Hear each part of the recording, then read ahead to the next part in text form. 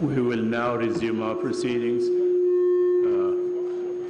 Council, you may continue, please.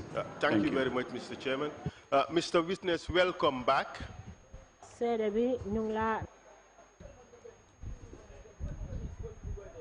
Council, just a second. Can we have a quiet in the back there, please? Proceedings have started. Thank you. Welcome back, Mr. Witness. May I remind you that you're still under oath? Before this short break, you were telling us what happened at Baba Job's house on the evening you were taken there.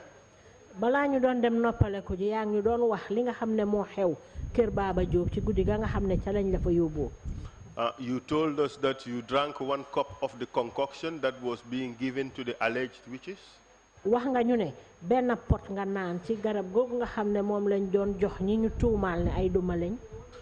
You stood up around the counter in the house all night. And during that period, you tried to assist some of the elders who were also there.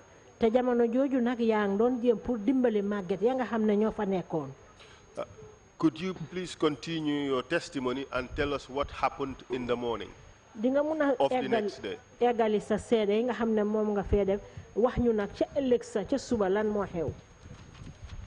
Go ahead, please. The next morning, when we woke up,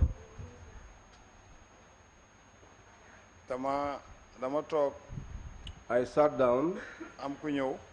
Someone came and said that the Marabout said he needed some CFA francs and asked if I could exchange for him. I said yes, I could change that for him.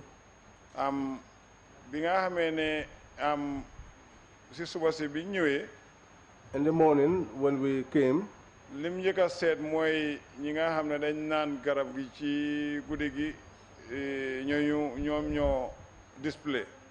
The first people he looked out for were those that drank the concoction in the night and had been displaying. ñun ñu ngi taxawee boor. We were standing aside. mu ne ñu yéen loo na def fii. He asked us, what are you doing here? Who asked you what you were doing there? Kan mo la laaj lan ngeen fa def? Serigne bi laa gis benn nit laa gis mu ngi ñëw taka ay petaaw ak yu xonxa. The Marabout was the one I saw, one individual. He had red attire which had carousels. Mu laajte ñi taxaw ne lu ñoo def fii. He asked these ones that are standing here, what are they doing here? The people you were with, were they together with those who are alleged to have displayed or were displaying the night before after drinking the concoction? Nit ñi fa nekkaloon ndax dañ nekkoon nit ñi nga xam ne ñu ngi doon manière gannaaw bu ñu naanee garab yooyu ba pare. Waaw biñ naanee foos garab gi. When they drank the concoction for the first time, boy yi nekkoon foofu di control nit ñi. The boys that were there controlling the people, ñoom ñooy taajee ñi nga xam ne dañ naan garab gi display. They will separate those that drank the concoction and were displaying, so that when the Marabout arrives, no one will need to tell him that these were the people who drank the concoction yesterday and were displaying. And the term, those who were displaying or those who displayed, by that are you referring to those who were visibly intoxicated or those who were visibly drunk? Léegi soo waxee ne ñi nga xam ne ñoom ñoo doon manière ndax loolu dafa tekki ne ñi nga xam ne naan nañ garab bi ba mandi bu baax ba ànduñoo seen sago ñooñu ngaa wax. waaye ñooñu laay wax ñi naanoon garab gi ci guddi gi. Those are the ones I'm referring to, those that drank the concoction overnight. So essentially we have to understand your testimony to suggest that those who were visibly drunk were separated from those who were not so drunk. léegi ci sa wax daal bon dafa mel ni ñi nga xam ne fes na ci ñoom ku leen gis dina xam ne ñii tàggoo nañ ak seen sago ñooñu dañ leen jël xaajale leen ak ñi nga xam ne mënuñ leen a ràññee ci ñi tàggoo ak seen sago. waaw loolu lañ dee def parce que ñi nga xam ne garab gi wigut leen. That is what they used to do, because those that were not weakened by the concoction, diñ leen jël foofu taajee leen boor. they used to put them at one side. ñoom fi nekka rek lañ dee nekka. They never put them at one side. They leave them where they were. waaye ñi nga xam ne nag dañ naan garab gi mënatuñoo contrôle seen boppa. But those that drank the concoction and were not able to control themselves, dañ leen taajee boor. they were put at one side. So the Marabu, you said he came in the morning and asked what your group was still doing there. That's what you said, right? léegi da nga ne sëriñ bi mu ñëwee ci suba dafa laajte yéen seen mbooloo moomu lan lañ faa def du loolu nga wax. waaw. Yes. And your group was which one? Those who were visibly drunk or those who were not significantly affected by the medication? yow mbooloo mi nga bokkoon ñi nga xam ne ràññee nañ leen ne ñu ngi tàggoo ak seen sago ci leen bokka wala ñeneen ñi nga xam ne daal garab bi sonalut leen lool. man maa ngi bokkoon ci ñi nga xam ne garab gi mandewut leen. I was in the group where the concoction did not intoxicate them. moo tax ñu bàyyi ñu foofu. That was why we were left there. ci lañ commencé jël ñi nga xam ne ñoo display ci guddi gi. That was when they started taking those who displayed in the night. ci la leen yóbbu ñoom it ñu commencé naan. That was when they took them also and they began to drink. And this time around, they were taking a second bout of the concoction. They were being given the concoction for the second time. Is that right? kon dafa mel ni bii yoon dañ leen delloowaat pour ñu naanaat garab bi ci ñaareeli yoon bi loolu la. waaw dañ ko naanaat ñaari yoon ñi ko naan ñaari yoon nag ñooy ñooñu. Yes, they drank twice, and those that drank twice were those people. Could you tell how many they were, as far as you can recall? ndax yow ci li nga mun a fàttaliku mun ngaa wax ñoom ñaata nit lañ woon. non mënuma ko compter bari woon nañ torom nag. I could not count. There were many. At what stage did they take the concoction for the second time? Was it before the Marabu returned to you in the morning, or it was afterwards? ci ban jamono lañ naanaat garab bi jamono ji nga xamee ne sëriñ bi ñëw na ci suba si la wala gannaaw loolu. si suba si bi sëriñ bi ñëwee. In the morning, when the Marabu came, gis ñi taajee boor. those that were put aside, ci lay commencé gars yi di dem di naan garab yi. that was when they started going and drinking the concoction. after la ñëw nag bi ñu naanee garab yi ba pare. It was after they drank that he came. ci la ñu ne ñun ñii luñ fee def. That was when he asked, what are these people doing here? ci laa xam ne soo naanee garab gi defuloo dara. That was when I knew that if you drank the concoction and you should know, kon doo naan second garab gi. and you should know, did not know actually, did not display or did nothing, you would not drink for the second time. ca la sëriñ bi dem. That was when the Marabu left. ci la benn waay ñëw di ma laaj affaire xaalis bi. That was when this guy came and began asking me about the money.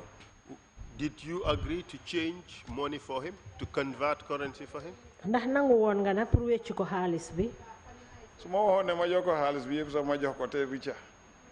If he had asked me to give him the money, I would have given it to him freely. So I take it by that answer that you changed some currency for him. bon sa tontu boobu mun naa jël daal ne bon weccil nga ko xaalis bi. waaw weccil naa ko xaalis bi. Yes, I converted the money for him. Can you tell us how that happened and where in the premises did it happen? ndax di ñu mun a wax wecci boobu naka la demee ak ci ban boor ci kër ga la ngeen ko weccee. man dama toog fi ma wéeru woon noonu ci counter bi dama toog ba kenn jël si ma. Where I was standing, leaning on the counter, I was there until somebody picked me up yéegal ma ci kaw. and took me upstairs yow ma ñoom fa ñoo fanaan. took me to where they sleep. ñu ne ma toogal fii.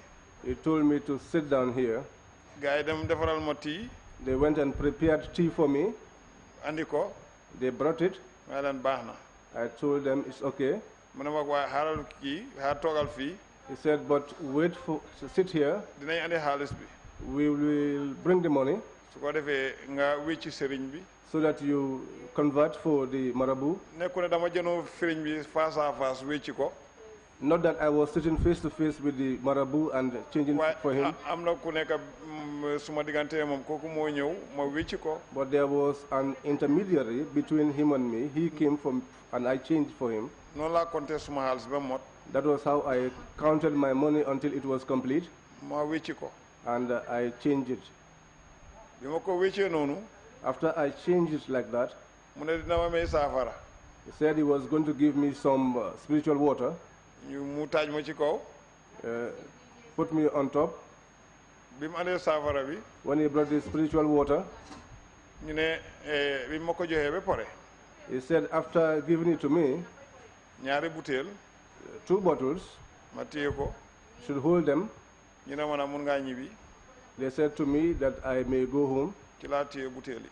That was when I held the bottles. ci laa wàcca. That was when I came down. What happened to the money you had given them the night before? waa xaalis bi nga xam ne moom nga leen joxoon ci guddi gi balaa bés boobu naka la xaalis boobu mujjee. yaa delloo woon nañ ma ko. They returned it to me. Did you count the money? konte woon nga xaalis bi. waaw konte woon naa ko. Yes, I counted it. Was it all intact? ndax xaalis bi mutoon na comme ni nga leen ko joxee woon. waaw motoon na. Yes, it was complete. So kindly tell the commission what you saw as you were leaving the room upstairs. léegi. And as you were leaving the premises, if I may say, what did you see? léegi waxal commission bi bi nga xamee ne yaa ngi doon bàyyeekoo foofu nag lan moo xew. man bi ma wàccee. When I came down, ci suuf. when I came down, moo tax ma ne. that is why I said, ñi naan second garab gi. those that drank the concoction for the second time, mënuñoo explain li leen dal. they cannot explain what happened to them. amul kenn ku mun a explain li leen dal. There is no one who could explain what happened to them. ñun ñi nga xam ne gis nañ leen li leen dal. Those of us who saw what happened to them, ñun ñoo mun a explain ñii naka lañ leen fekkee. we are the ones who can explain how we saw these people. parce que ñoom amul kenn ku mun a wax ne lii moo ma dal. Because none of them can say, this is what happened to me. parce que man bi ma wàccee dama foogoon ne ay nit ñu dee lay jéggi. Because when I came down, I thought there were people that were dead. parce que man dama yéemu ci yàlla. I was shocked by what I saw. I was shocked by what I saw. fooguma woon ne garab gi dina def lii doomu aadama. I did not believe that this concoction could do this to a human being. noonu laa leen jégee. We want to know exactly what you saw. dañ bëgg a xam. We want you to describe what you saw. dañ bëgg a xam nga wax ñu li nga gis lan la. façon bu nekk lu war a dal doomu aadama. All kinds of things that could possibly happen to a human being. parce que lii télévision la. Because this is television. te ay kilifa fa nekkoon. And there are elders here. And there were elders there. Mr. Faye, the whole essence of this is to bring out the whole truth about what has happened in this country, so that all of us would be aware of all the terrible things that happened, so that collectively we will make a commitment to never allow these things to happen in our country again. So no detail is too graphic for us to know. We should know all the truth about what has happened. Please go ahead and explain what you saw, regardless of how gruesome the scenes were. Mr. Faye, li ñu fi dajale mooy dañ bëgg a xam lépp loo xam ne xewoon na fi ñu xam naka la xewee ak li nga xam ne noonu la mel bon nag amul dara jëfin bu ñaaw wala gis-gis bu ñaaw boo xam ne war nga koo gis te mënuloo koo nettali fii ndaxte dañ bëgg a xam dëgg gi mu set pour ñu mun a gis ne lii dootul fi am mukk. waaw dëgg la doo gisee man suma boppam ma ne leen ñi nga xamne nan nañ force garab gi mënu ñoo explain li leen dal. Yes, it's true, but if you see the reason why I told you that those that drank the concoction for the second time could not or cannot explain what happened to them. Comme ñom xamuñ li leen dal nak man mi nga xamne nanuma second garab gi warna mëna explain li leen dal. Because they did not know what happened to them. But for someone like me who did not drink the concoction for the second time, I can explain what happened. The details. Yeah, gis na ku ci sebenu. I saw someone that urinated. Gis na ku ci wuccu yit. I saw someone also who vomited. Yoy la jotta gis. Those were the ones that I saw. Parce que dama romba di dem. Because I was passing going. What made you think that the people you saw there were basically dead? Lan moo tax nga foog ne ñooñu nga fa gis daanaka dañ mel ni dee nañ ba pare. Parce que dama leen fekk ñoom ñëpp a ngi tëdda. Because I found them all lying down. te bàyyiwuma leen woon noonu. And I did not leave them in that state. Parce que dama xala yaaga ci kaw. Because I spent quite some time upstairs. And how were they lying down on the floor? Did they appear like people who they did not have any control over how they were lying down there? Did it appear that they were just bodies strewn or strewn around? Did they look like abandoned corpses? Tell us how you saw them. Léegi naka nga leen gisee dañ mel ni ñoo xam ne nekkuñ ci seen sago wala dañ mel ni ñoo xam ne daal ay niw yuñ téye rek sànni leen foofu ci suuf wax ñu ci dëgg naka nga leen gisee ci yan anam nga leen gis. foo naa ne di ngeen dégg ne naankati sàngara yi dañ dee flat. I think you would have heard that people who drink alcohol usually go flat. Parce que soo naanee sàngara bi mënalatuloo sa boppa dara. Because when you consume alcohol, you are unable to do anything for yourself again. Parce que li ñoo gis di nga nokki waaye mënalatuloo sa boppa dara. What they will see is that you will be breathing, but you will be unable to do anything for yourself. Kon yow yaa ngi nelaw te nelawuloo ak sa sago. It looks like if you are sleeping, but you are not sleeping with your out of your intention. doo mën a tëdda bu jàkk. You cannot lie down properly. Parce que tëdduloo nu mu la neexee. Because you are not lying down comfortably. li nga mandi moo tax nga tëdda. It is the drunkenness that is why you are lying down like that. te nekku ne da nga mën a tëdda nu mu la neexee comme ni nga tëddee sa lal. And it's not that you are lying comfortably as you would on your own bed. koo ci gis daal mu ngi tëddi mandite. Any one of them you saw was lying down in a drunken fashion.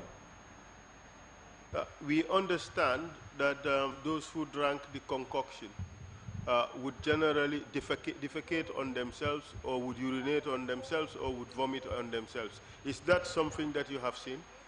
xam nga ñi nga xam ne ànduñoo na seen sago léegi-léegi mu am ñoo xam ne saw nañ seen boppa am ñoo xam ne yàq nañ seen boppa léeg-léeg mu am ñoo xam ne sax wàccu nañ ndax yow loolu nga gis. man li ma gis daal gis naa ñu wëccu gis naa ñu saw seen boppa. What I saw was people who vomited and people who urinated on themselves. And what did you do after you came down and saw them in that state? léegi yow lan nga def nag bi nga wàccee ba gis leen ci anam yooyu. bi ma ñëwee dama njëkk a seet ñoom suma baajen ak ñoom suma yumpaañ ndax ñu ngi ci fii. ci biir saali Baba Diop bi. When I came, I checked for my aunties to ascertain whether they were inside the sitting room of Baba Job's house. ñu ne bàyyi nañ leen ñu ngi ci biti. They said that they have been released and they were outside. noonu laa jëlee man it ma dox dem ci biti. So I also walked and went outside. fekkale ñu leen a jox paas. And I met that they had already been given their fares. Sehu Jallo. moom laa gis mu téye xaalis. I saw him holding the money. di leen jox paas. And he was giving them their fares. fekka man suma taxi bi mu ngi maa xaar. At that time, my taxi was waiting for me. mu di ma jox paas. As he was giving me the fares, ma ne ko doy na. I said, it's enough. suma moto baa ngi maa xaar. My vehicle is waiting for me. noonu laa andiwaale suma baajen ak suma yumpaañ. That is how I brought my aunties along. ñu ñiib si Banjul. We came home to Banjul. ñoom ñu dugg ferry. They went into the ferry. man ma dugg gaal. I went on board a boat. Fekk mangi amé ñaari butel yi ma sëriñ bi jox pour suma démé mako sango. At that time, I had the 2 bottles that the Marabout gave me so that I could use them to bath with. Fekk suma gal mu ngi ma jël ci. At that time, my boat also had come to pick me up. Ma duga ci gal gi. I got onto the boat. Bi gal gi démé ba digi geej. When the boat went up to the middle of the river, Ma sané butel yi fofu. I threw the bottles there. Xam naa ne butel yooyu mënu ma fajal dara. I knew that those bottles would not be able to do anything good for me. You told us earlier that the moment you drank the concoction, the night you were taking at Baba Job's house, you felt palpitations on your heart, correct? wax nga ñu ne jamono ji nga xamee ne naan nga garab boobu ci këri Baba Job dafa mel ni sax xol bi mu ngi doon tëb. Waaw bi ma naanee garab gi suma xol bi dafa yëngatu. Yes, when I drank the concoction, I felt palpitations on my heart. After 5 minutes, ma mel ni ku bugg a wuccu. After 5 minutes, I began to feel as if I was about to vomit. Noonu la ma nekkee ba bi ma ñibbisee Baara. That was the condition I was until when I returned back to Bara. Toog naa weeri yàlla dafa noonu dafa am luy daw mel ni daal dama bugg a wuccu. I sat down for a complete whole month, and it was like something was working inside me and making me feel like wanting to vomit. And did that situation change? Ndax loolu nga la dal na gannaaw gi soppeeku. That medical condition, did it change? ci wàll li nga wax nii ne moo la doon dal ci wàllu saw wérgu yaram ndax wecceeku na woon. Wecceeku wut. It did not change. Did it get better? Ndax tane na. Léegi tane na. Now it's better. Why did it change for the better? Lan moo tax mu tane ndax di ñu ko mun a wax. Jamono ji nekk nii. This moment that we are in, am na feebar yu feebar. there are sicknesses that you contract. Soo mënul sa boppa. If you are not in control of yourself, Yàlla amee reye de. God is in control of death, waaye doo mujjee ci jàmm. but you will not end up in peace. Parce que dama am ndimbal tamit. Because I also have assistance, ma mun a faju. and I'm able to cure myself. moo andi tane bi. That is what brought the improvement. Before you got medical assistance, did anything serious happen to you physically? Balaa nga am ndimbal ci wàlli faju bi ndax am na dara lu la dal ci sa jëmma. Waaw toog naa 1 year. Yes, I sat down for 1 year.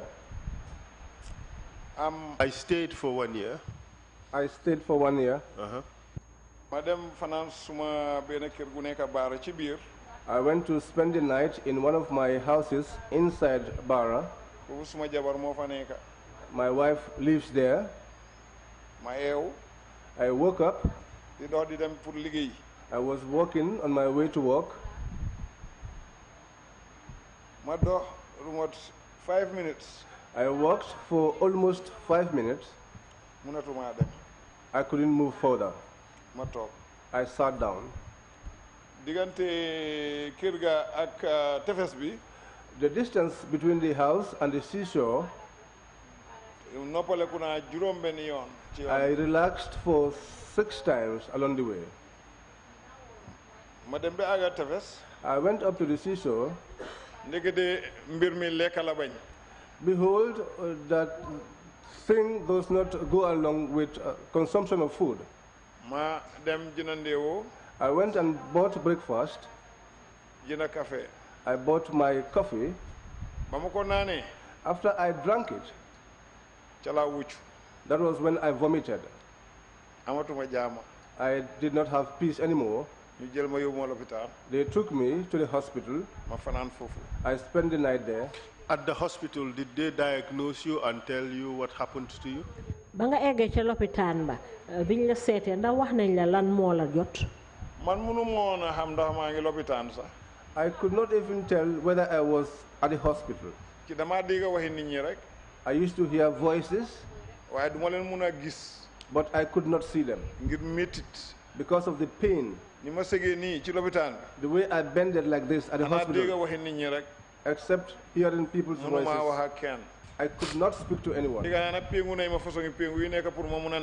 I heard that I had been injected all kinds of injections so that I could sleep, but all of that did not succeed. For how long were you in the hospital? I spent one night there. It was as if you called or summoned the whole village that Alhagie Faye was dying at the hospital. I could not see it. It was the people that said that to me after I regained my consciousness. That was when my older brother, Sirindur,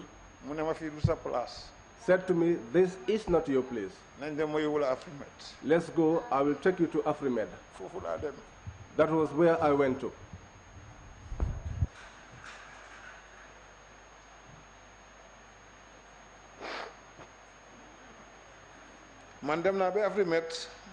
I went up to Afrimed. I did not know what took me there. It was after I was there for 2 days. That was when I knew that I was in Afrimed. I was there for 3 days. The doctor discharged me, but I was not better. But were they able to tell you what happened to you or what was wrong with you?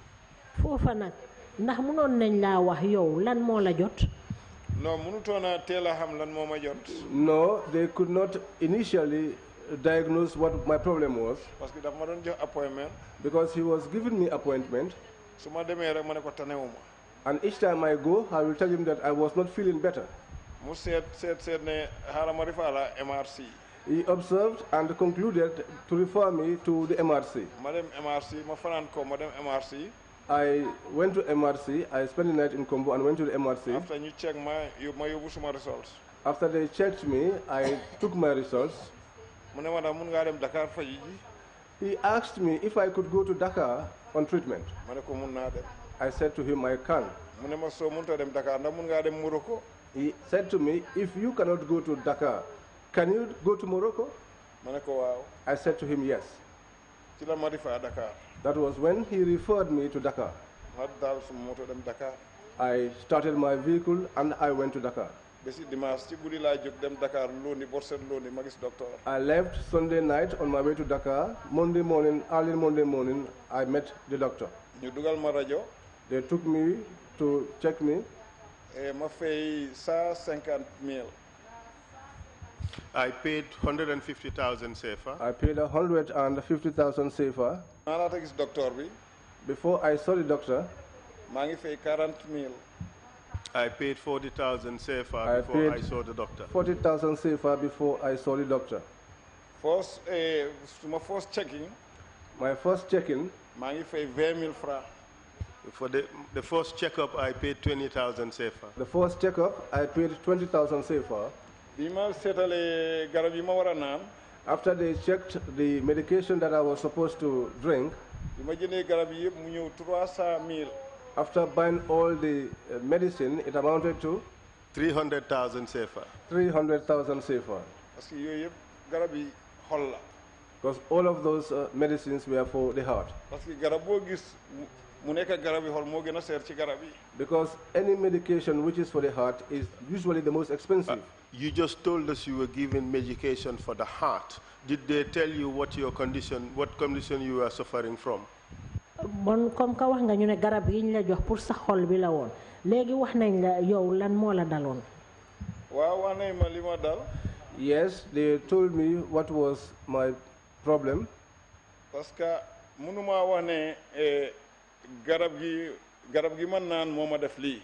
Because I cannot say that it was the concoction that I drank that caused this to me. parce que feebar mu ngi jógee ci loxo Yàlla. Because sickness comes from the hand of God. waaye nag boobu naanaguma garab gi. But before I drank the concoction, xamoon naa ne nit ku wér la. I knew that I was a healthy person. Because I am also a worker. But while in Dakar, did they tell you exactly what your condition was? Léegi yow ba nga nekkee Dakar ndax wax nañ la dëgg yow lan ci lan moo la jot ci lan anam nga toll. waaw seet nañ suma xol bi won ma ne ma sa xol bi dafa feebar. Yes, they checked my heart and they told me that it was sickly. So in a sense, the problem was with your heart and nothing else. Bon daal dafa mel ni jafe-jafe bi yëpp ci sa xol bi la woon waaye du leneen. waaw jafe-jafe bi yëpp suma xol bi la. Yes, all the problems was on my heart. Did you get further treatment for your heart? Ndax gannaaw gi nag am nga yeneen faju pour sa xol bi. waaw parce que suma raka mu ngi America suma doomi mag mu ngi America. Yes, because my younger brother is in America and also my nephew is in America.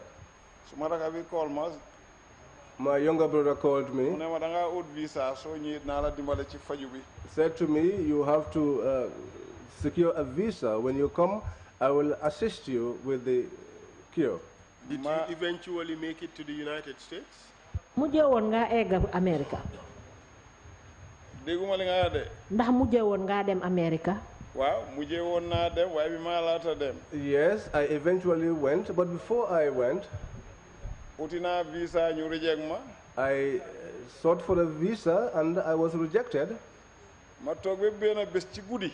I sat down one day in the night. am ku ma call. Someone called me. fekk reject nañ ma ba pare. At that time, I had already been rejected. kooku xam na ne su ma amee visa dinaa bugga naa dem. That individual knew that if I was able to secure a visa, I would want to go. mu call ma ci guddi na ma Alhagie. He called me in the night and said to me, Alhagie, ndax am nga interest pour dem America. do you have the interest to go to America? ma ne ko waaw parce que suma rakk yi ne su ma demee dinañ ma dimbale ma faju. I said yes, because my brother said that if I went, he will assist me to secure a cure. mu ne ma da nga andi 85,000. He said to me, you will have to bring 85,000 su ko defee naa la mun a utal visa pour nga mun a dem America. so that I would be able to assist you to secure a visa to travel to America. parce que ñu ngi ci process July 4th bi. Because we are on the process towards the July 4th. ma ci guddi googu laa paak $85,000 $100,000 laa paak sa yóbbuwaale ko Banjul. That night was when I packed 85,000. In fact, it was 100,000 that I took to Banjul. ma dem jox ko xaalis bi. I went and gave him the money. ñu ngi toppatoo kayit yeeg hôtel bi ñu war a fay nañ hôtel te demaguñ. They were trying to secure the documents and also paying for the hotel before I even left. yëpp bugg a dem rek pour faju ji. All of that was because I wanted to go and have treatment. fayuma visa fii. I did not pay the visa fee. ñu ngi toppatoo même lekk bi ñu war a lekk fale sax fay naa ko. They were trying to work out even the food which I was supposed to eat there. I had already paid that. pour mun a dem faju ji rek. But did you eventually get a visa through the right channel? ndax mujjee woon nga am visa ci yoon wi war. waa am naa ko bi ñu mën na xëy ba pare ci la ma suma raka. Yes, yónnee invitation ma dem am. Yes, I got it. But that was after I was duped that my brother sent me an invitation My sister sent me an invitation which I used to secure a visa. So you secured a visa through the right channel? Bon nag visa bi mujjee nga ko am ci yoon wi war. Waaw. Yes. And you went to the US and what happened? léegi nag nga dem America lan moo xew. gars yi defal ma appointment. They gave me an appointment. bi mu jotee. When it came around, dañ ma yóbbu emergency. they took me to the emergency. ay gis ne damaa dem direct pour ñu check ma. So that I would go directly to be checked. machine façon yi machine bu dul machine yi Guinée dugal nañ ma ci. All kinds of machine except those that belongs to the genes. I was put in them.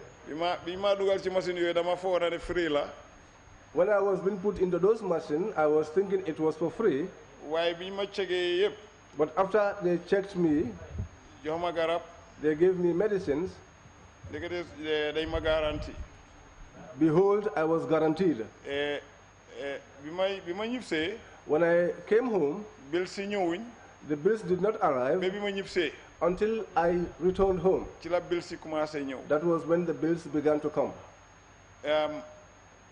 Bill bu ñëw dama foog ne jeex na. Each bill that comes, I will think that was the last one. ngay ndekete suma rakay dañ def pour payment plan. Behold, my siblings had arranged for a payment plan. man awma kayit pour mun a faju foofu. Because I had no documents to enable me to acquire treatment there. ñoom seen kayit yi laa doon fajoo. I was using their documents to access the treatment. ci laa ñib si. That was when I came home. Bill bu ñëw rek suma doom ji wax ma ne ma bill bi agsi na nangam la.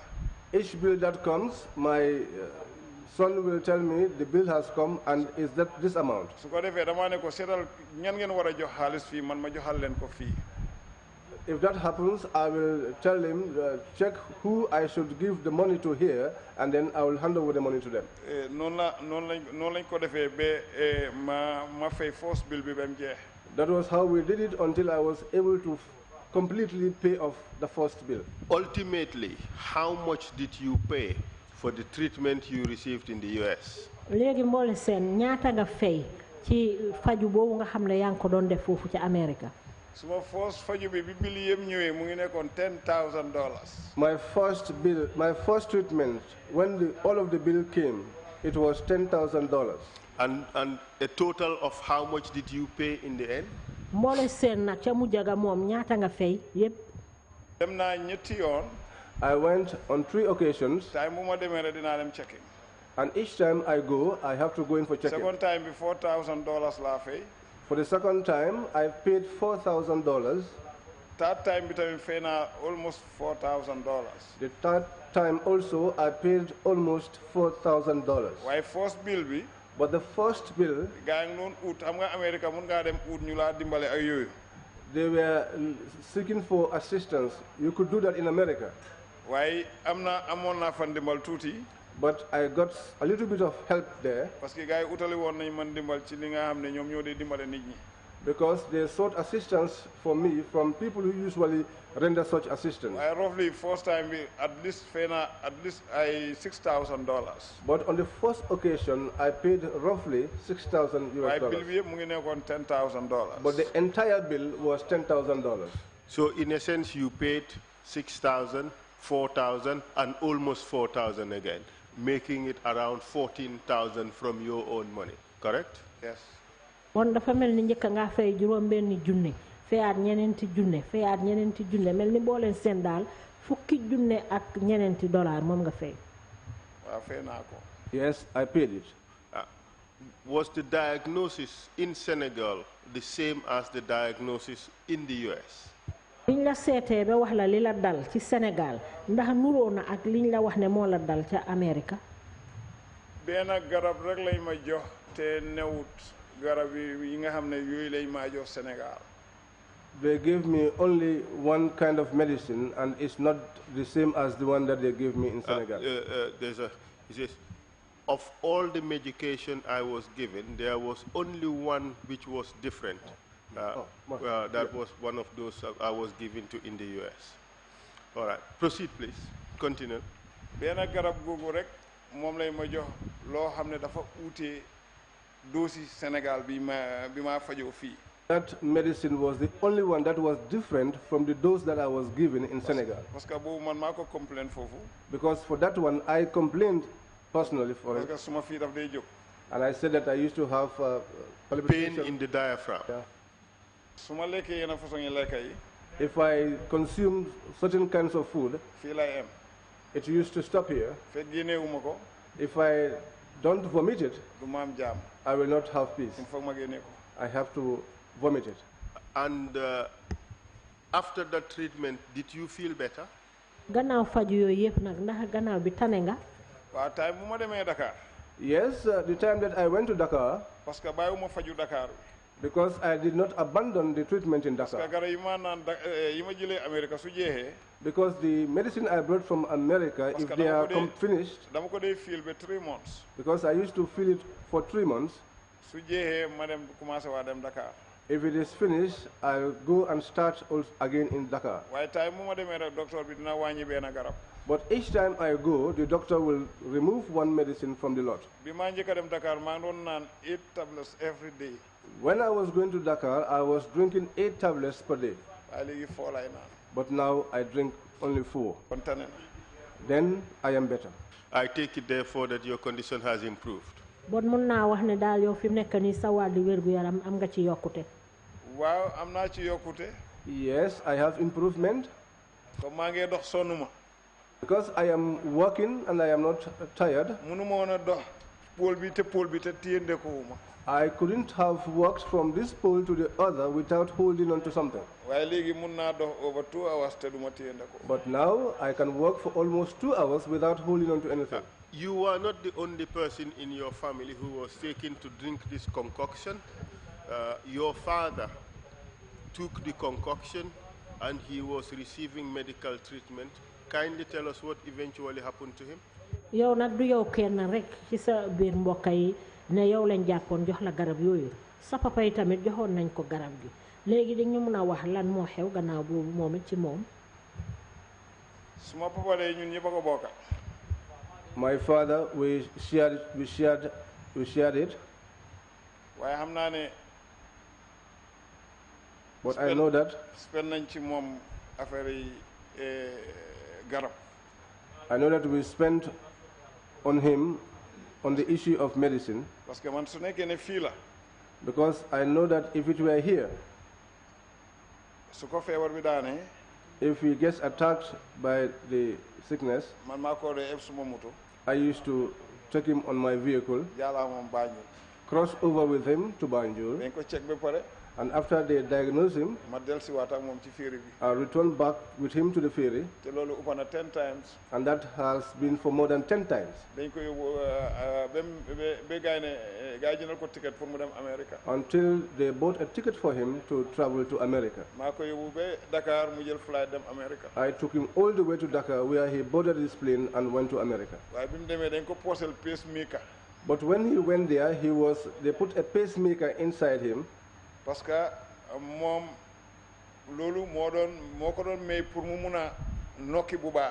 that was what was assisting him to enable him to breathe properly. He too had a heart problem, correct? Wow. Prior to drinking this concoction, did he ever complain about his heart?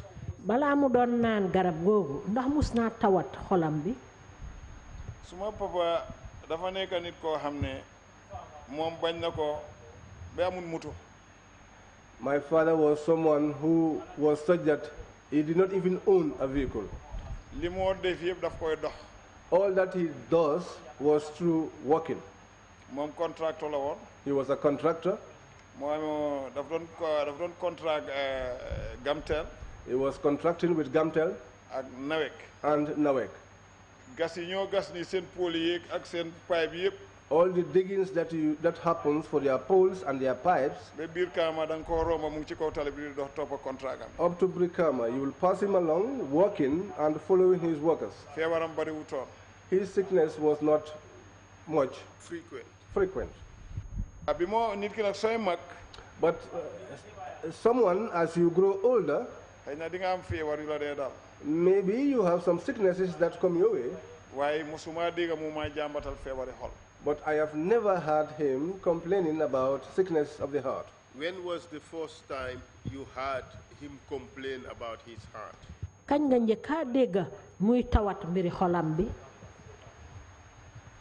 Man lima ko xamé won du affaire feebar xol mom dem na be gaay detect diabetics ci yarama. What I knew about him was not sickness of the heart, but it got to a time when he was diagnosed with diabetics.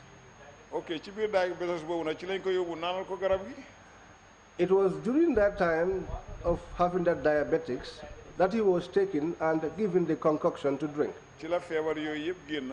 That was how all of those sicknesses came out. Problem developed after he drank the concoction. Bon jafe-jafe bim am ci xolam bi mu ko am gannaaw bum nané garab gi be pare. Waaw gannaaw bim nané garab gi be pare. Yes, it was after he drank the concoction. Ci la yeb feñ.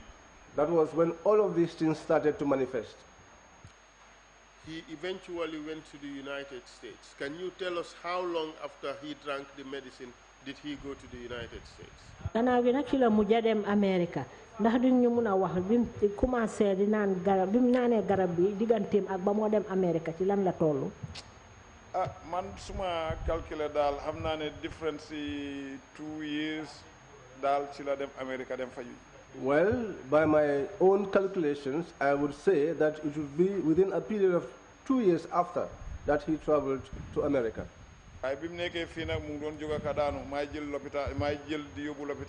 But while he was here, he was getting sick and also getting better, and all that time I was the one taking him to the hospital. And you said you took him to hospital more than 10 times, correct? Te wax nga ne yóbbu nga ko lopitaan dama ko ñëw lu weesu fukki yoon loolu la. Wow. Yes. Did he get any treatment in the US as far as you know? Bam demee America nag ndax am na benn faju bu mu fa am. boobu nag man bi mu ñëwee ci la ma ne ma dañ ma poosel dara si suma wet yi fii. Well, when he returned, he said to me that there was something that was inserted on my side. Is that something you referred to earlier as a pacemaker? Loolu moom nga ñu wax ci gannaaw li ñoo wax pacemaker. Wow. Yes. And did where is your father at the moment? Léegi ana sa papa jamono juñ tollu nii. Deena. He is late. For how long did he live after he returned from the US for treatment? Gannaaw bu mu dem moo faju ji America ba dellu si waat ci ban diir la dundaat. Motul at. It was not up to a year. Do you know what he died from? Ndax xam nga lana sababom deyam boobu. Mooy pacemaker bi biñ ko defal fii. It was the pacemaker which they inserted here. Mosama mu ne ma Alhagie man lii daf ma dee sok. He once called me and said to me, Alhagie, this thing usually shocks me. Mu ne léegi daf dee yëngatu ci biir yaramam bi. He said that once in a while it used to vibrate inside his body. Loolu la xam ci moom. That is what I knew about him. Do you, apart from your father who died subsequently, do you know of any individual who died as a result of drinking the concoction? Gannaaw sa papa ma nga xam ne nag mujjee woon naa gaañu ndax xam nga keneen koo xam ne gaañu na gannaaw bu mu naanee garab boobu. Suma benn mag de dégg naa yóbbu woon nañ ko. Well, one of my brothers, I heard that he was taken. Muy Pandour. He was Pandour. Moom yóbbu woon nañ ko. He was taken. Moom it bi mu jógee ci loolu. When he returned from that, ci la wéradi. that was when he never got well again. Jaxate tamit dégg na demoon na. Jaxate too, I heard he too went. Moom it after ci la gaañ. He too, it was after that he passed away. Mr. Chair, I leave it at that. I have no further questions for the witness. Thank you very much, Counsel, and thank you very much, Mr. Alhagie Babucarr Faye, for your testimony. Jërëjëf Counsel, jërëjëf Alhagie Babucarr Faye ci seede yi nga fi joxe. Commissioners, if you have any questions, please indicate. Commissioner Samba, you have the floor, please. Commissioner Samba, mooy laajte si. Thank you, Chairman. Babucarr, dama la laaj dafa am ñoo xam ne bañ demee Fort Blaine am nañ fa ñaari fan ñeneen ñi am fa ñetti fan da yow ñaata fan nga fa am. Babucarr, I want to ask you, amongst the people who were taken to Fort Blaine, there were some that spent 2 days there, others spent 3 days. How many days did you spend there? Fort Blaine kenn fanaanu fa. Nobody spent the night at Fort Blaine. Man 8 o'clock lañ ma fa yóbbu. I was taken there 8 o'clock. Ñun ñëpp 7 o'clock 6 o'clock lañ fa jógee ko. All of us 7 o'clock 6 o'clock was when we all left there. Xanaa ñu fanaanal fa ñeneen te yëguma. They could possibly make other people to spend the night there, which I did not know. Okay, thank you. Dafa melni dañ leen di njëkkalee Fort Blend ba pare soog leen a yóbbu ci Baba Diop këram. It's like they first of all take you to Fort Blend before they eventually take you to Baba Diop's compound. Xam nga Fort Blend bi ñaari bunta la. You know, Fort Blend has 2 doors. So fa duggee doo mun a ñaay doo mun a génn. Once you get inside there, you cannot come out, you cannot climb over. Ana ñoom ñu génne la ci biti. Except if they let you come out. Bés boobu foofu lañ doon denc nit ñi. That day, that was where they were keeping people. Thank you very much. Thank you, Imam Jallo. You have the floor, please. Mr. Faye, today the whole Gambia and the whole world is hearing what you are saying before this commission. Mr. Faye, tey moom réewi Gambie yëpp ak àddina si yëpp ñu ngi dégg li nga xam ne moom ngaa wax fii ci kanami commission bi. They have heard all the sufferings you went through. Dégg nañ jafe-jafe yi nga jaar yëpp. And your parents. Ak sa wayjur. Therefore, you are the best person I should ask these questions. Ci kaw loolu nag yow rek yaay ki nga xam ne yow laa war a mun a laajte bi. And the first question is. Laajte bu njëkk bi mooy. Apparently, all the places we visited in this commission, it seems the elders of that community and the authorities took the lead in pointing out who are the alleged witches.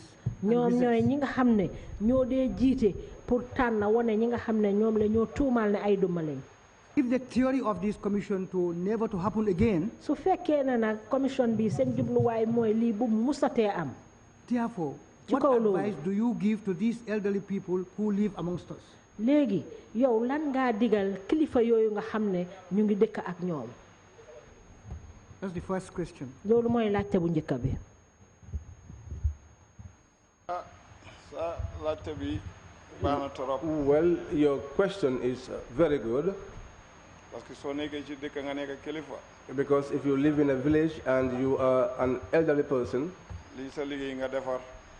your responsibility is to do good, but don't be destructive.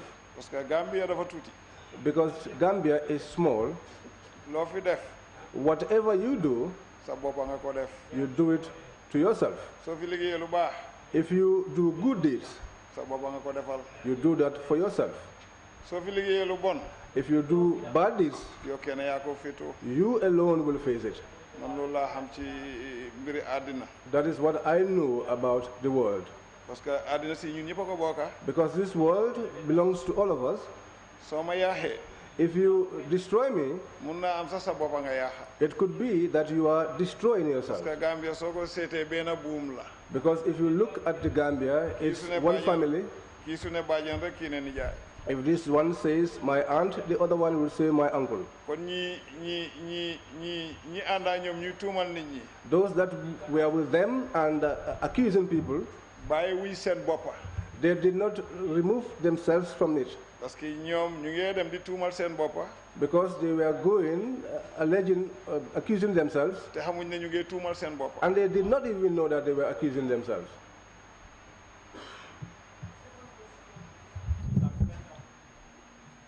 Look at our children sitting out there. And all the children in the world. The green boys, green boys. They did a lot of havoc in this country. And they were used by political leaders in this country. What advice do you give to our young Gambians to avoid being used as instruments of torture?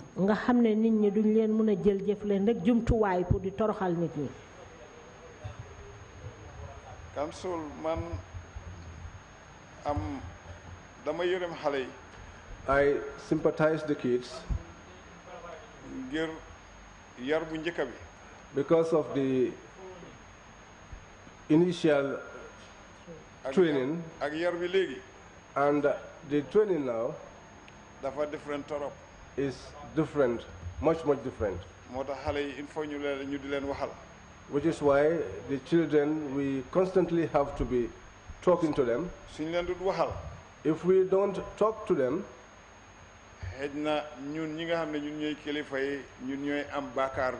maybe those of us who are elders today, we will carry that sin. Because the kids don't know anything. What I will say, let the children listen to the advice of the elders and also listen to the elders when they speak. Because whatever your elder tells you, I think that could not be something that is bad. Because there is no one who will do something good and you will be asked to desist from doing it. It is only the person that does bad that is told to stop it. But the children now, when they are doing bad,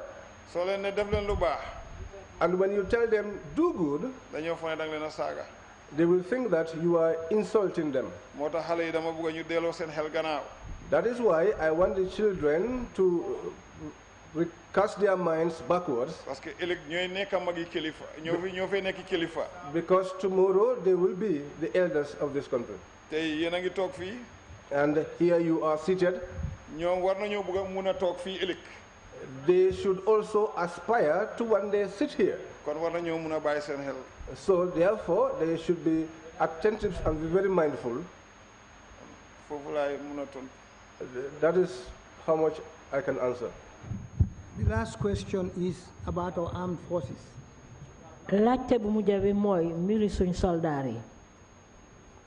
These were the greatest enablers of Yaya Jammeh.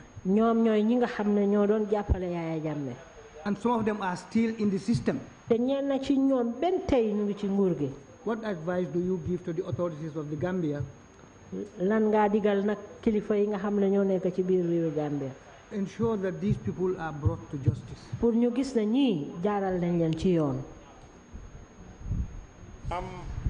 Man lima muna waxal homme de loi yi nek ci rew mi yépp. What I can say to those that are heading the law in the whole country, momuñ loi bi, that the law is not their personal possession. Dañ leen fa tek pour ñu liggéey. They are placed there so that they could work. Parce que homme de loi suñ la jël liggéey. Because as a law enforcement officer, when you are being recruited, you will be sworn to execute your functions in a normal way. That is why they recruit them. The reason for their recruitment, they have to do that. Because what happened like this is so pathetic. Your relative, you do just as you feel like in this world. You did not even think that if you died, you will have one-on-one with God. Then it is important that we are all careful, all of us. Because I personally, I never believed that there would be a day where I will sit here and face the whole world. Because each one that is brought here, you have to speak, and it has to be based on what you know between you and God. Because what they did not base that on anything. All of that was just abuse of power. Thank you, Deputy Chair. You have the floor, please. Thank you, Chair. Thank you, witness. The first part is just a statement. The second one is the question.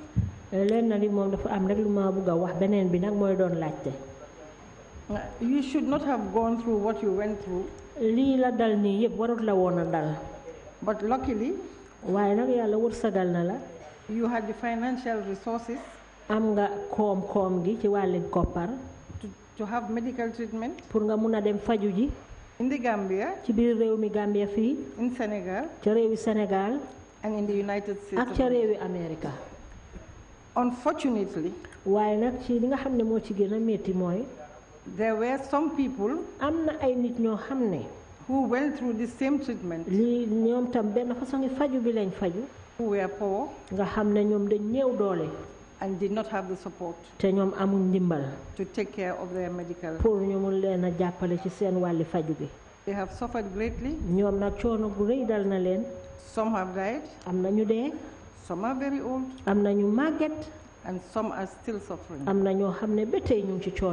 So these are issues that I really want people to reflect on. That out of one thoughtless act, people have had to suffer so much. Financially, physically, and socially, through the stigmatization that they have had. Now for my question. Your mother was at home waiting for you to go to the ferry. You never got home. How did your mother feel when she had a sick husband and a son that had disappeared? Man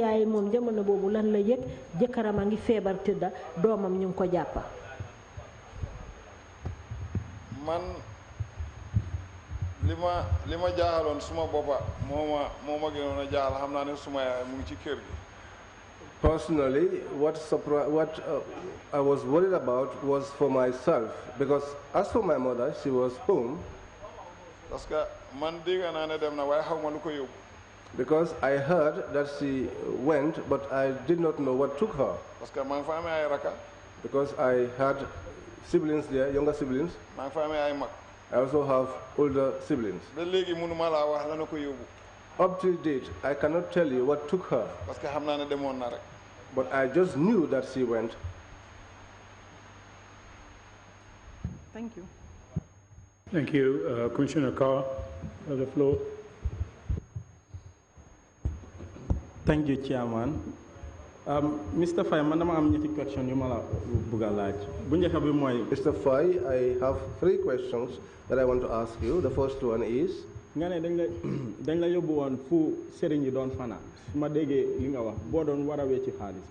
you said they took you where the marabouts used to spend the night when you were about to change the money. How was the place like?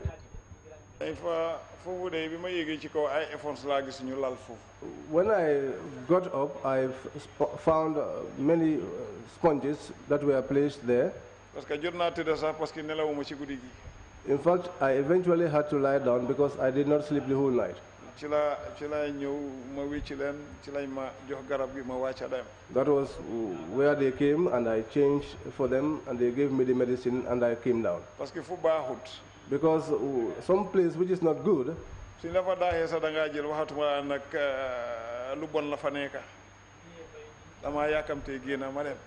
when they drive you, you hasten to go out. So I just hasten to come out.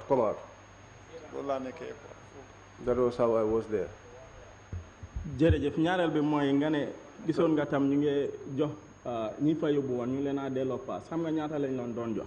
Thank you. The second question is that you said you saw the people that they took there, they were giving them back fares. Do you know how much they were given? If I had taken the fare, I would have known how much, but I did not take it. Okay, okay, the third question is that among our responsibilities is to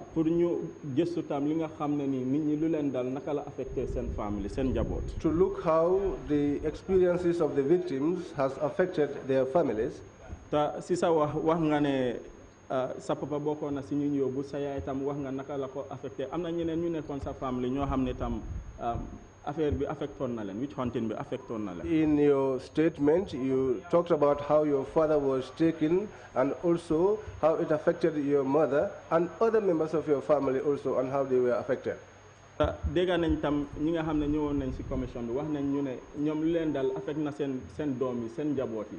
We have also heard from witnesses that came to the commission how the witch hunting had affected their families, their children. Lima la ci moy lila dal naka la affecté won sa domi sa njabot. What I want to ask is what happened to you? How did it affect your children, your family? Man suma bopa. I personally, because I know that whatever happens to me in the world, on my own, I have that resistance to not allow anyone to tarnish my image. Because if I did not have that, I would have gone mad, or I would have died, or I would have had heart complications. But I know that allegations, which is a pack of lies, that will not take me anywhere. Maybe my family. Because my family, when I was coming here, there was someone that said to me, Father, don't go. If you went, how will the people perceive us here? I asked them, are you witches? Are you wizards? If you are not witches or wizards, let the people look at you how they wish. Because I know that I, who is your father, I know nothing. All I know is work. Just to do my effort. So whatever they say about me, except if they don't say that I'm a wizard, I believe that there is nothing else bad which they can say about me. I take it that for them to accuse me of anything bad is done with all over in the world. If people cannot do anything against you, they will take you all over the place in this world. And for me, anyone that knows me, you will know me as someone who is a worker. I am not someone that works for another. Since I was born up to now, I work for myself. When I stopped working for my father, I worked for myself. And I have a family through that. I thank God for that. What I want to say to my family, let them believe in God. They are clean. Nothing has happened to them. That is what I would say. Let them not take this thing and put it into their mind. Because I have not placed it in my mind. And I have also not kept it in my heart. Then this is what I will say to them. Let them go on about their business, intermingle with people, and do things as they normally would do with people. But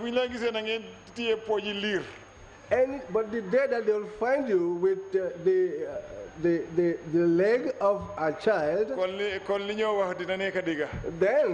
then what they allege will be true. They say, let the talker talk, and you do what you ought to do. That is my response. Mr. Chairman, just a little comment, side comment. Man ma fi togal ndaw itam ta dega nañ li nga wax sa advice pour ndaw yi. I represent the youth here and they have heard what you said. Ma ngi wax gaay ñu déglu sa advice bu baax ta jëfé ko jërëjëf. I want to tell them to listen to your advice carefully and also put it into practice. Thank you. Imam C, you have the floor, and then followed by Bishop. Alhagie Babucarr jërëjëf. Thank you, Alhagie Babucarr. Thank you, Imam.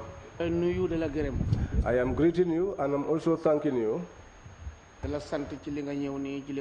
I praise you for your coming and for what you have said. We also share your pain for your experience, all the difficulties that you have seen. You trusted in God and you accepted it.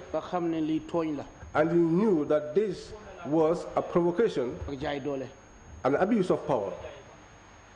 Pabi mom after buko li dalé mom ñaata al dundu.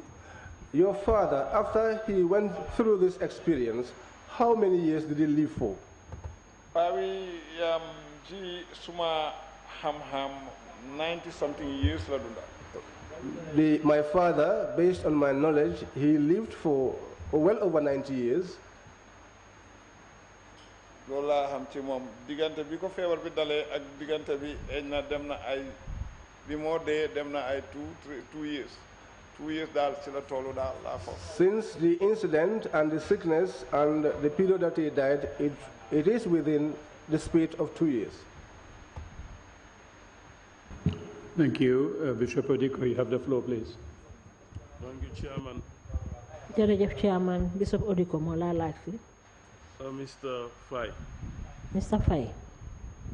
The Marabu Serigne bi that predicted that there was diamond in Fort Bullen. Serigne bi nga xamne mo waxone ne amna diamond jama bu nek Fort Bullen. How did he escape the police and the soldiers? Naka la rëccee police yi ak soldat yi? Why dina rëccadi? He would escape, of course. Parce que sula soldat yi di garde. Because if the soldiers are guarding you, te time bobu police yi ñemewuñ soldat yi. and that time the police were scared of the soldiers. Soldat yi bokk ci mbir moomu. And if the soldiers were involved in that issue, ñoom Salif ko du soldat yi yëpp de. Mané du soldat yi yëpp. So people like Salif Court, it's not all soldiers. Ñi nga xamne ñoom lañ attaajoon fofu. Those of them that were attached there. So waxe soldat yëpp da nga toy. If you say all soldiers, you would be mistaken. Waaye ñetta ñooñu dañ bokkoon ca mbir ma. But those 3 individuals were part of the whole thing. Kon koku dina rëcca. Then that person will escape. Kana ñeme tie ku jege Yaaya Jammeh jamono joju. Who was brave enough to hold someone who was close to Yaya Jammeh at that point in time? Soldat bu jege Yaaya Jammeh. A soldier that was close to Yaya Jammeh. Ana mu romba Amdalaay de waaye su rombut Amdalaay dina mëna dugg Sénégal dem suñ la escorter. Except if he passes Hamdallah. Otherwise, he could go up to Senegal if he is escorted. Su fekkee da nga bokk ci mbir mi. If at all you are part of the whole thing, ngeen nekk ci benn kër. And you are all residing in the same house, kooku nga bàyyi ba mu dem nga toppoo ne ko maa ko uti. You wait for that individual to leave, after which you go around saying that you are looking for him. Nga escort ko ba mu génn Gambia. After you have escorted him until he left the Gambia, naka nga ko gisee. How could you find him?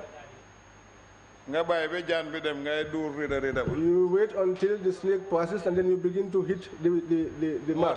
moo tax waa ji Richard. That was why this individual escaped. Man mi mu jege ñaata woon su ma ne ñeme woon naa. For me, who he was close to, if at all I was brave enough, walaay du Richard. To God, he wouldn't have escaped. Parce que foofu benn bunta la. Because there, it was just one door. waaye liñ nekk ay soldat. But because of the fact that they were soldiers, boot kooku. And they were the ones who are carrying this man on their back. Which was why I behaved as if I did not hear anything when I knew all that was happening. When you open my window, you have them. And I just calmed myself and behaved myself. Because I did not want to go there.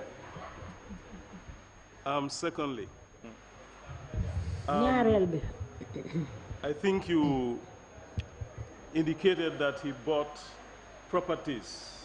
Can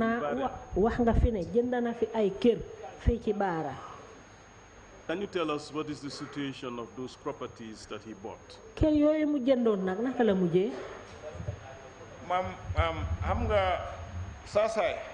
You know a clown. Sai does not translate to clown. Sai would mean a jester? No.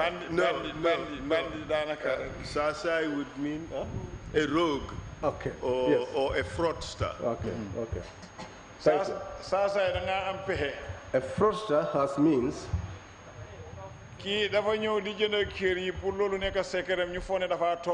This guy came and he was buying compounds so that that would be his secret to give the impression that he wanted to stay. I know that all that I saw him buy were just half compounds. You will see if your compound has some space, he will tell you, sell here to me. The houses that are located around my area, that was the manner in which he bought them.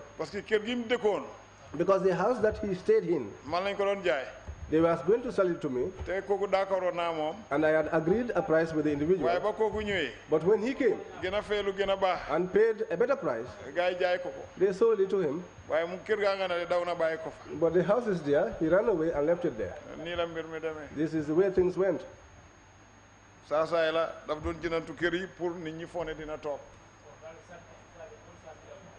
He was a froster. He was buying houses so that people will think that he wanted to stay.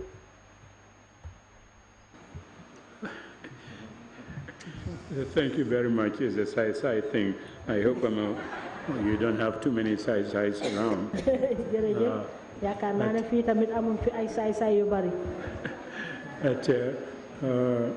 Mr. Faye, Alhagie Faye, was your business affected by the branding and the stigmatization, and how have you recovered? Sa business bi nga xamne ci nga nekkon ndax li la dal amna ben yaxu bo xamne jural na la ko ci. Yalla su la digé jaama daf la day gëna ubbi rek. When God promises you good, he opens up more channels for you. Luñ la def. Whatever they did to you, nita la ko def way Yalla deful la ko. It's someone that did that to you, but God did not do it to you. It did not disturb anything concerning my work. It did not also affect my income. If you are content, nothing gets destroyed. Because I know nothing, which is to work, go to Banjul and come. That is what I know. That is why I left school. My uniform, I tore it on the boat. I did not want to go to school. So I took on work. That was how I got into the sea. I don't sleep in the night. I don't sleep daytime. I sit on the wharf the whole night. Many children who are born this day, and they are living comfortably, I am the one who take their mothers to the hospital. No matter how late it is in the night. Because at that time, the hospital did not have the capacity to attend to pregnant women. No matter how late it was in the night, a pregnant woman, if you knock on my door, I will take you to Banjul. It's not that in life, all you look for is money. There are times when you do for God's sake and also for the Prophet's sake. I have namesakes as a result. That one, the father named him, gave him a different name. The woman named the son Alhagie Faye. I hope they are still together.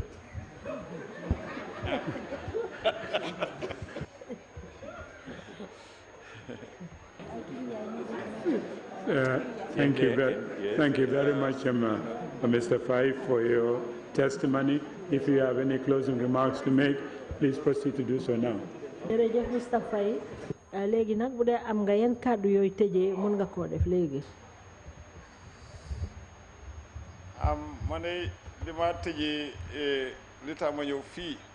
What I will conclude with is the reason why I came here. The first people I want to thank in this world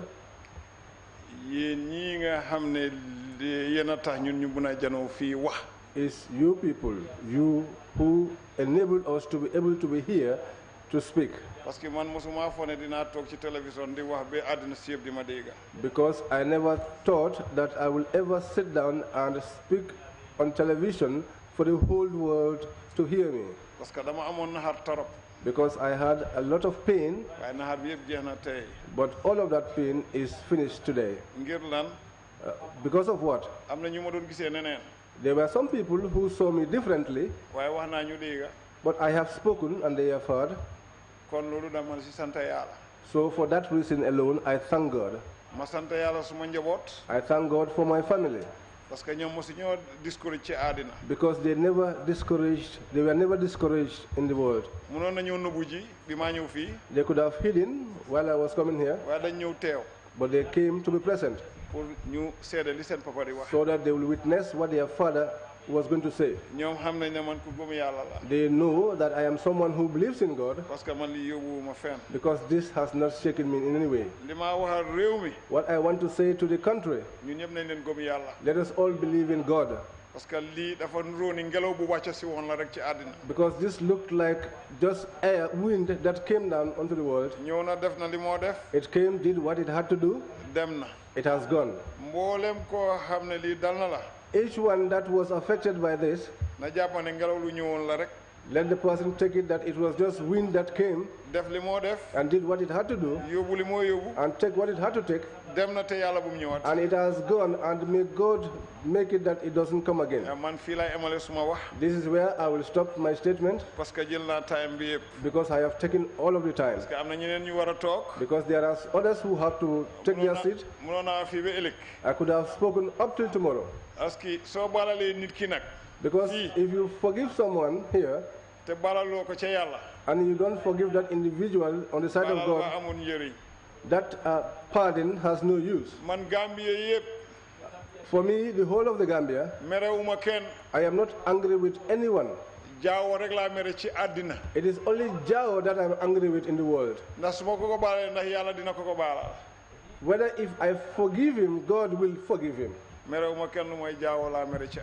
am not angry with anybody. It is Jao that I am angry with in the whole world. Because I did not see a marabu who goes about his business, and then you want to spoil his work, ruin his life. That is where I am angry with him. In my whole life, that is the only individual that I am angry with. Then it is good. Thank you so much. Thank you very much indeed. If Jao asks for forgiveness, would you be able to forgive him? Would you be willing to forgive him? Would you be willing to reconcile with him?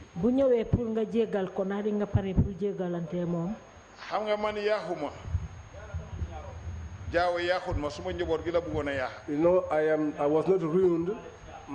Jao wanted to ruin my family. If he comes, I will call my entire family and ask them to pardon him. Because these are children, they are not matured. For me, I am not concerned about anything that anyone says to me. But they would be concerned about someone telling me bad things. That is where I am angry with him on. Thank you. Thank you very much indeed, Mr. Faye, for your testimony and for those closing remarks. We will take a lunch break now and come back at 2:30. Meeting is adjourned.